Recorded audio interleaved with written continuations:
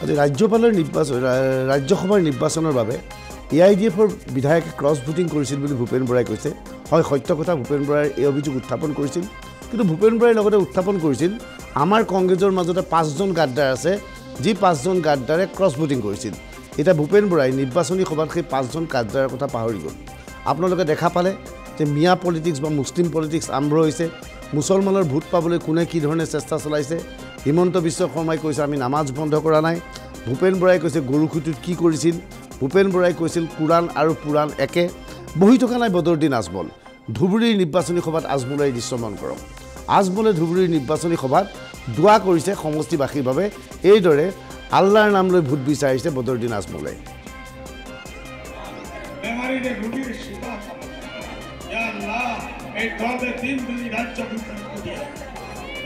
আসমানের উপরে নিয়ে পৌঁছে দিয়েছে। আমি সাল্লাল্লাহু আলাইহি ওয়াসাল্লাম বুঝিতো কমা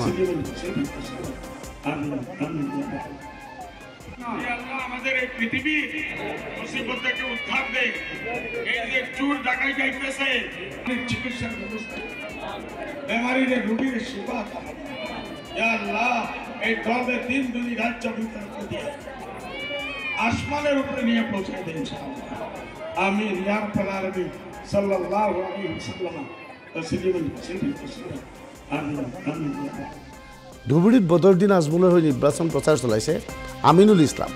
আমিনুল ইছলামে ধুবুৰীত নিৰ্বাচনী প্ৰচাৰ চলাই ৰকিবুল হুছেইনে সমগ্ৰ নগাঁৱত ব্যাপক হাৰত লুণ্ঠন চলোৱাৰ গুৰুতৰ অভিযোগ উত্থাপন কৰিছে। এক নম্বৰ কাৰণ হ'ল নগাঁৱৰ ধুবুৰীতে তো উনার তো ইলেকট্রিসিটি নাই। নগাঁও যত কাপড়ের দোকান, হোটেলের বিল, ধুবুরি ধুবি আর বাকি নাপিতে চুল কাটার যত পয়সা আদায় করে নাই, ক্যান্ডিডেট হয়ে সব কিন্তু আদায় করতে লাগবে। ভাবছে নগর না পেলে আমি ধুবুরিতে চলে যাই, তবে আমার এই পয়সাগুলো দিতে লাগবে না। এটা 1 নম্বর কারণ। 2 নম্বর কারণ হলো উনার যেটা বৃত্তান্ত, মানুষকে কিভাবে ঠকিয়ে আর কিভাবে দুর্নীতি করে নগাঁওয়ে সম্পত্তির পাহাড় করেছেন, নগাঁওবাসী তা ভালো করে জানে। ভাবছে নগাঁওর লোক তো আমার কথা জানে, ধুবুরিবাসী জানে না, তবে সেখানে গেলে ধুবুরিবাসী আমাকে ভোট দিয়ে দিবে। নগাঁওতে তিনি ওয়াক্ফ সম্পত্তি 10 বিঘার উপরে মাটি বেদখল করে সেখানে দোকান বসিয়েছেন, নিজের বাড়ি বিল্ডিং বানাইছে ওয়াক্ফ সম্পত্তি। সেই ওয়াক্ফ সম্পত্তির টাকা নগাঁও ঈদগাহ, যেটা টাউন ঈদগাহ আর নগাঁও জামে মসজিদ, ঢাকা পড়তে জামে মসজিদে পাইতে লাগে, সব সম্পত্তি আত্মসাৎ করে রকিবুল হোসেন ভোগ দখল করতেছে। সেই জন্য নগাঁও ক্যান্ডিডেট না হয়ে ধুবুরিতে আসছে। এই নিৰ্বাচনী সভাত অংশগ্ৰহণ কৰি বিভিন্ন ধৰণৰ বক্তব্য আগবঢ়াই AIDFৰ মুৰব্বী বদৰুদ্দিন আজমলে।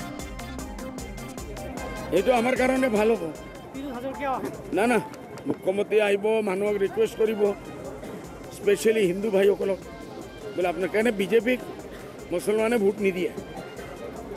তোমাৰ জাভেদ ইছলামৰ ডাব্বা এমনি খালী হৈ গ'ল। আৰু চিফ মিনিষ্টাৰ যেতিয়া আহিব হিন্দুসকলক ৰিকুৱেষ্ট কৰিব, হিন্দুসকল ইমান বেউকুফ নেকি আমাৰ হিন্দু ভাইসকল ধুবুৰীত যে একজন মুছলমানক ভোট দি CM সাহেবৰ কোৱাৰ কাৰণে দি দিব, নিদিয়ে। মতলব হ'ল ৱাজিদাৰ কি নাম তোমাৰ জাভেদ আলীয়ে আগেও 50-60 হাজাৰ ভোটৰ তেখেতৰ দেউতাৰ এটা ভোট আছে, সেইটো মানুহে দিয়ে। আর জাভেদ খান, জাভেদ আহমদ লুলা লেংড়া গুঙ্গা এক মাত, মই 5 বছৰ আছিলোঁ তেখেতলোকে এছেম্বলিত, এটা মাত মাতিব নোৱাৰে। তাৰ মা জিকিল, মই আছিলোঁ, মাত মাতিব নোৱাৰে। কিছুমানো আছে সকলে ভোট দি দিব, পहिले CM আহিলে তেখেতৰ লোকচান হ'ব, মুছলমানৰ ভোটৰো লোকচান হ'ব। ৰকিবুল হুছেইনে কৈছে মুছলমানৰ বাবে ৱালত দৰে থিয় হ'ব, কি ক'ব? মুছলমানৰ কাৰণে ৱাল। আরে 65-75 বছর ভিতরে কমসে কম 75,000 দাঙ্গা হয়েছে অন রেকর্ড। কি করিলে কংগ্রেসী সকলে?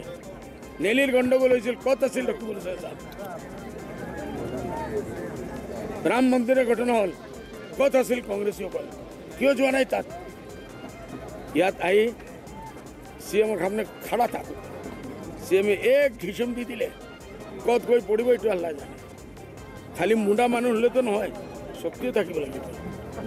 কোনোদিন ইসকলে মুছলমানৰ কোনো কাম কৰা নাই আৰু আগেও নকৰিব। এইকেইদিন ধুবুৰীত ৰকিবুল হুছেইনৰ হৈ নিৰ্বাচনী প্ৰচাৰ চলাই আছে গৌৰৱ গগৈ আৰু অখিল গগৈ। দুই গগৈৰ বিৰুদ্ধে গৌৰৱ গগৈ নহয়, ক্ষমা কৰিব, এই মুহূৰ্তত চলাই আছে অখিল গগৈ আৰু লুৰিণজ্যোতি গগৈ। দুই গগৈৰ এই তৎপৰতাত ক্ষুণ্ণ হৈ পৰিছে AIDFৰ মুৰব্বী বদৰুদ্দিন আজমল। গগৈ গদ্দাৰ, কৌমৰ গদ্দাৰ, মুছলমানক সিসকলে গালি পাৰে।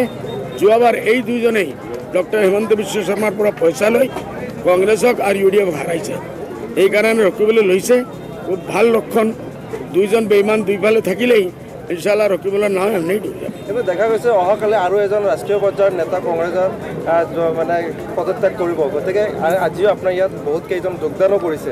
এই লক্ষণ কি বুজাইছে আপোনাৰ? এইটো লক্ষণ এইটো বুজা যায় যে ইলেকশ্যন যিদিন ভোট দিবলৈ ৰকিবুল চাহাব বাহিৰৰ মানুহতো নিচিনে কোন তাৰ কোন পৰায়া, তে পিছফালে ফিৰি চাব বোলে সিফালে আমাৰ কংগ্ৰেছী মানুহ নাই, এইফালেও কোনো কংগ্ৰেছী মানুহ নাই। বদৰুদ্দিন আজমলে এইকেইদিন নিৰ্বাচনী প্ৰচাৰ চলাই লুৰিণজ্যোতি গগৈ, অখিল গগৈ বিভিন্ন সময়ত সমালোচনা কৰিছে। এইবাৰ নিৰ্বাচনী সভাত লুৰিণজ্যোতি গগৈক সমালোচনা কৰি কয় যে তেওঁ ভোটাৰৰ সৃষ্টি কৰি উচ্চতম ন্যায়ালয়ৰ কাষ চাপিছিল লুৰিণজ্যোতিয়ে। আজি সেই লুৰিণজ্যোতিয়ে সংখ্যালঘুৰ ৰক্ষাৰ বাবে মাত মতাৰ নাটক কৰিছে। লুরিণজ্যোতিয়ে ইতিমধ্যে জহিরুল ভাই বলিয়া গেছে আপনার নামে এক একজন মানুষের নামে ভোটার লাগাইয়া সুপ্রিম কোর্টে পাঠাইছে। আজকে ওই ইসলামের দুশ্মন, আপনার দুশ্মন, জাতির দুশ্মনকে রকিবুলে লইয়া ঘুরাইতেছে। এখন রকিবুল আপনারা দুষ হইল না দুশ্মন? দুষ হইল না দুশ্মন? দুশ্মন হইলে জুড়ে বলেন। অখিল গগৈ কালকে আমাকে বলছে বদরুদ্দিন জাতির দুশ্মন, সে ইমানের দুশ্মন, ইমানই নাই। খালি টুপি পিঁধে ঈদের নামাজে গেলে কলমা হইল না। আমি বললাম তুই কলমা পড়ো, বলে দুঃখের কথা। সে আমাকে বলছে বদরুদ্দিন আজমল ইমানের দুশ্মন, জাতির দুশ্মন, আর কিছু টুপিওয়ালা মানছে সামনে বসে দাবি বলতেছে। এটা দুঃখের কথা না? ও তো ইসলামেরও দুশ্মন, আপনারা দুশ্মন। রকিবুলে একদিকে অখিল গগৈ, একদিকে লুরিণজ্যোতি, দুইজনকে লিয়ে করেছে কি এরা? এই রকিবুলে তার সিগনেচারে আমরা ডিপুটার বানাইছি, তার সিগনেচারে গৌরব গগৈ লিয়া, গৌরব গগৈ সাহেবের লিয়া এই ডিটেনশন ক্যাম্প বানাইছে। ইপিনে ৰকিবুল হুছেইন আজি দাবী কৰা মতে কাইলৈ ধুবুৰীলৈ নিৰ্বাচনী প্ৰচাৰ চলাবলৈ আহিব প্ৰিয়ংকা গান্ধী। প্ৰিয়ংকা গান্ধীৰ সভা কেনেকুৱা হ'ব তাৰ বিষয়ে কিছু তথ্য সদৰি কৰে ৰকিবুল হুছেইনে। তেওঁৰ পৰিয়ালৰ ছেক্ৰিফাইচ, কংগ্ৰেছৰ দলক এতিয়া সাহসেৰে নেতৃত্ব দিয়া ৰাহুল গান্ধী, প্ৰিয়ংকা গান্ধী, মল্লিকাৰ্জুন খাৰ্গে, সোনিয়া গান্ধী, এই লোকসকলৰ প্ৰতি মানুহৰ মৰম আছে আৰু সেইকাৰণে বিজেপিয়ে এওঁলোকক বেছি টাৰ্গেট কৰে। এই মৰম কালি আপোনালোকে দেখিব যে আশীৰ্বাদ তেওঁলোকে ফিল্ডত দেখুৱাব আমাৰ। সেইকাৰণে আজি আপোনালোকে চাওক প্ৰস্তুতি কেনেকুৱা হৈছে খবৰ ল'ব যাওঁতেই প্ৰায় ইয়াৰ পৰা কৈছে এই গাঁৱৰ প্ৰায় 5000 যাম বুলি কৈছে। তাৰমানে কিমানখন গাঁও আছে, কিমান মানুহ হ'ব আপুনি কল্পনা কৰিব নোৱাৰিব। যিমানেই হিমন্ত বিশ্ব শৰ্মাৰ অত্যাচাৰ বাঢ়ি গৈছে, সিমানেই কংগ্ৰেছৰ প্ৰতি, সোনিয়া গান্ধীৰ প্ৰতি, ৰাহুল গান্ধীৰ প্ৰতি, প্ৰিয়ংকা গান্ধীৰ প্ৰতি, মল্লিকাৰ্জুন খাৰ্গেৰ প্ৰতি, কংগ্ৰেছৰ প্ৰতি মানুহৰ মৰমটো বেছি বাঢ়ি গৈছে।